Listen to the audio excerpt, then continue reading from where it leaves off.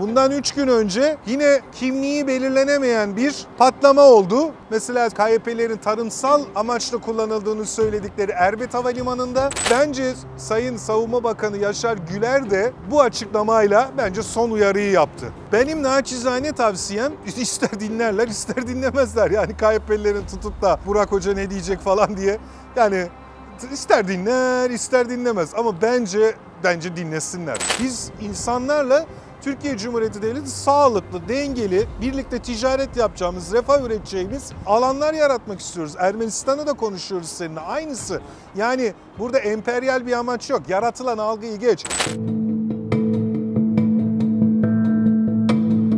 Nazif ne kadar rüzgarlı ya. Hazır mıyız? Bugün hava soğuk, serin. Ama güzel yani. Gayet iyi olacak. Hazırlık yapılmış. Hocam madem bu kadar çalışıyoruz bir çağrı yapalım artık. Tabii. Arkadaşlar lütfen GZT'ye abone olun. İçeriklerimizi izleyin.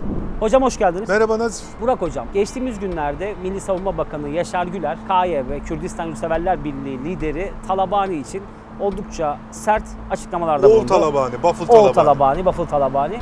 Sizden bu açıklamanın nedenini, mevcut durumu, Kerkük'te yaşananları ve Talabaniler arasında bir hizip olduğunu gözlemliyorum. Tüm detayları dinlemek isteriz. Nedir mesela? Şimdi burada öncelikle Süleymaniye'deki mevcut PKK varlığındaki artıştan bir başlayalım. Lütfen. Şimdi Süleymaniye, Kürdistan Yurtseverler Birliği'nin kontrolünde bir şehir ve alan. Baba Talabani'nin ölmesinden sonra oğul Bafıl Talabani ile yeğen Lahur Talabani arasında bir iktidar mücadelesi söz konusu oldu. Şu anda gelinen durumda bu iktidar mücadelesinin normalleştiği, baskılandığı gözükse bile alttan alta bu mücadele ve alan devam etmekte. Dolayısıyla bu otoritenin zayıflaması noktasındaki başlangıçtaki itiş kakış anında ve şu anda bu iktidar mücadelesinde yer alan aktörlerin PKK'yı da yanına çekerek, belki güç devşirerek diğer rakibine karşı üstünlük sağlayacağını düşüncesinden de dolayı Süleymaniye'de bir artan PKK terör örgütü varlığı var. Net. Bunu nasıl görüyoruz?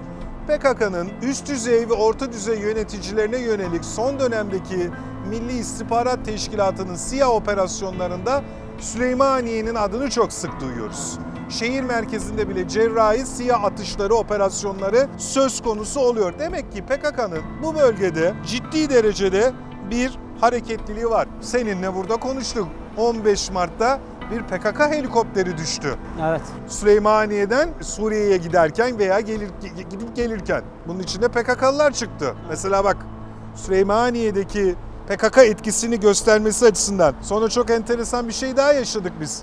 7 Nisan'da Suriye Demokratik Güçlerinin, Paravan Suriye Demokratik Güçlerinin ana omurgasını PYD-YPG'nin oluşturduğu bu yapının lideri Mazlum Kobani Kot, Ferhat Abdişahin'in Süleymaniye Havalimanı'nda konvoyuna bir SİHA atışı gerçekleştirildi. Ötesine berisine düştü SİHA. Evet. Bak, böyle bir hareketlilik var. Sonra bundan 3 gün önce yine kimliği belirlenemeyen bir patlama oldu. Mesela KYP'lerin tarımsal amaçla kullanıldığını söyledikleri Erbet Havalimanı'nda, ama Türkiye Cumhuriyeti Devleti'nin resmi bir açıklaması çok yok, ama ben söyleyeyim, benim şahsi kanaatimi söyleyeyim, aslında bence askeri bir amaçla ve bence daha da iddialı söyleyeyim, PKK'nın bu helikopterlerinin falan inip kalktığı, belki eğitimlerinin yapıldığı, belki PKK'da böyle küçük dronlar kullanılıyor. Bu tür eğitimlerin yapıldığı ciddi bir merkeze dönüşmüş vaziyette Erbet Havalimanı. O tarımsal falan ilaç hikayesi palavra onlar. Paravan. Palavra. Ben yorumumu yapıyorum. Resmi bir bilgiye dayanmadan söylüyorum. Yani oraya bir şeyler oldu. Bunların hepsi bir artan KYP ve PKK ilişkisinin göstergesi. Ve bence Sayın Savunma Bakanı Yaşar Güler de bu açıklamayla bence son uyarıyı yaptı. Evet. Benim naçizane tavsiyem, ister dinlerler ister dinlemezler. Yani KYP'lerin tutup da işte Burak Hoca ne diyecek falan diye. Yani ister dinler ister dinlemez ama bence dinlesinler. Bence sıkıntıya doğru gidiyor kendileri açısından. Ne olabilir hocam? Yani bence Türkiye orada daha ciddi bir askeri, bir küçük çaplı bir müdahale, SİHA atışı bir yerlere, daha ciddi bir şeye doğru gidiyor. Çünkü bak, bu olacak, bu husumettir. Yani bu husumettir. Şimdi neticede sen bir iktidar mücadelesi içerisinde PKK ile biz ilişkiye girebilmeyi tercih etmişsin. Tamam. KDP ile, yani Barzani ile de zaten yıllardır süren bir gerginliğim var. KDP ile de Türkiye'nin son dönemde ilişkileri iyi. Yani PKK'lılarla partnerlikle bence siyasi güç devşiremezsin. Bence sağlıklı olan KYP yönetimi için bu vizyonsuzluk gösterisidir. PKK'yla bir yere varamazsın. Sen eğer bir yerde bence siyasi bir güç ve otorite geliştirmek istiyorsan ve etkinlik sağlamak istiyorsan bence Türkiye ile bu işi yap. Türkiye ile sağlıklı ve dengeli ilişkiler kurmak senin asıl garantiler. Asıl garantiler. PKK ile, PYD, YPG ile, hele de Amerikalılarla falan hiç öyle güvenmeyin yani. Evet. Yani güvenmeyin. Yani ayrıca da Türkiye'nin gerçekten askeri operasyon kabiliyeti var. Engelleyemiyorsun da bunu. Yani ciddi derecede bir şeye doğru gidiyor bu iş. Biraz belki durgunlaşır diye umut ediyorum. Çünkü ben şahsen gerginlik olmaması taraftarıyım. Ama gerginlik olmayacak diye de Türkiye'nin Süleymaniye'de PKK varlığının artmasına ve PKK'nın alan kazanmasına izin vermesi mümkün değildir. Hocam peki siz de az önce vurgu yaptınız. Evet. Süleymaniye neden tercih edildi? Neden Süleymaniye? PKK değil mi? Niyeyse evet. Yani. Şimdi bak, PKK Pençe Kaplan ve Pençe Kilit bölgesinde bir mücadele var ve alan hakimiyetini o bölgede de kaybetti. Gara'da bir alanı var. Kandil'de biraz rehabilitasyon merkezi gibi olmuş, İran sınırına yakın. Orada Mahmur kampı var.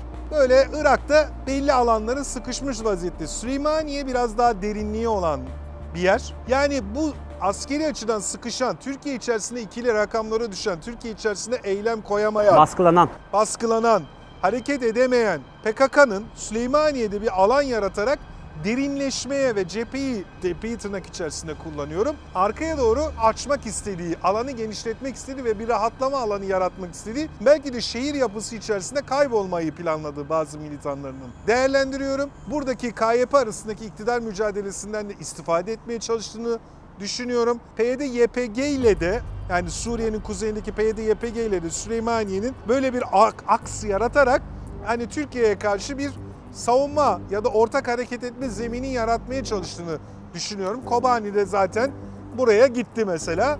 Helikopterlerle gitmeler gelmeler oldu ve Erbet Havalimanı'nda sorundur.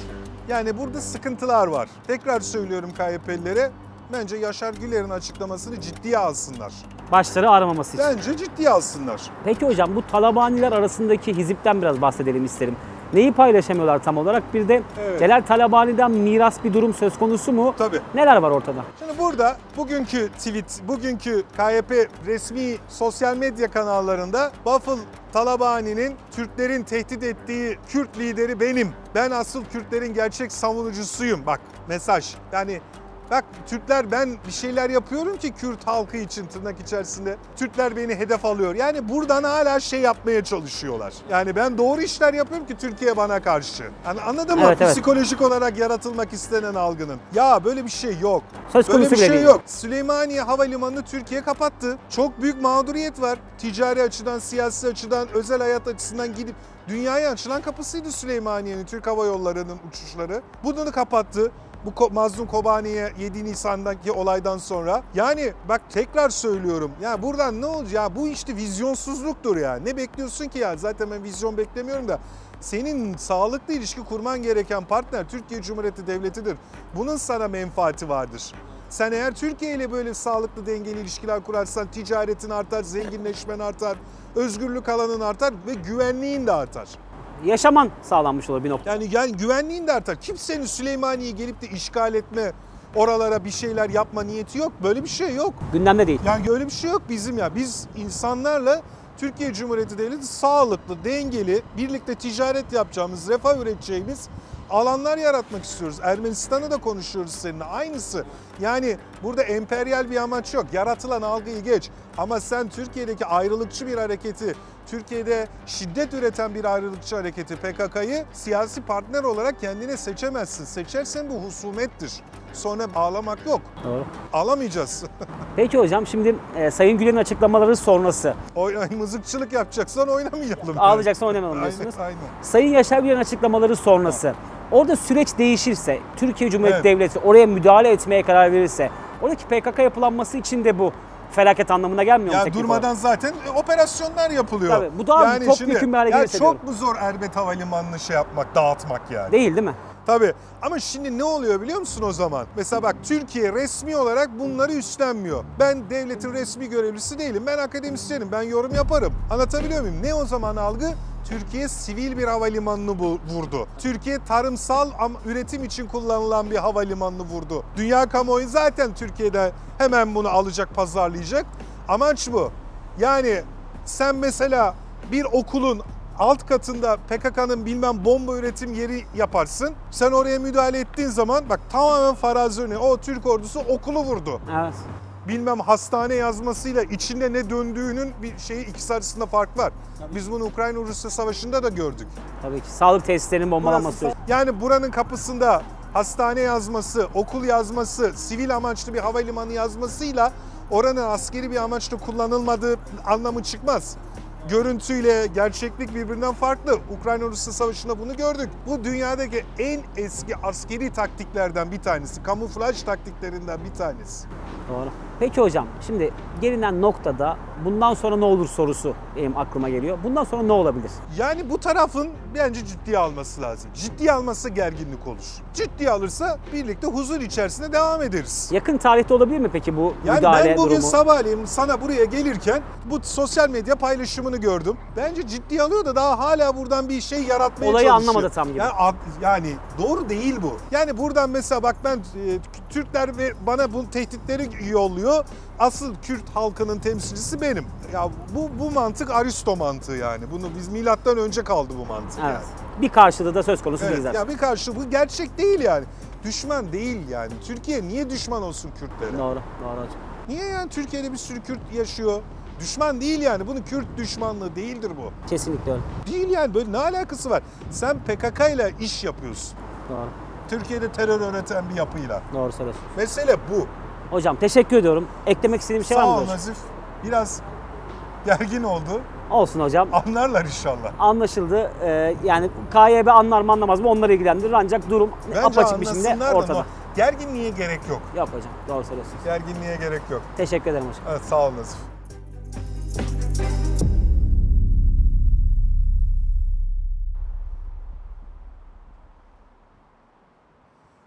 Nazif, ne kadar rüzgarlı ya. Hazır Hocam mıyız? bugün hava soğuk, serin. Ama güzel yani. Gayet iyi olacak. Hazırlık yapılmış. Hocam madem bu kadar çalışıyoruz, bir çağrı yapalım artık. Tabii tabii.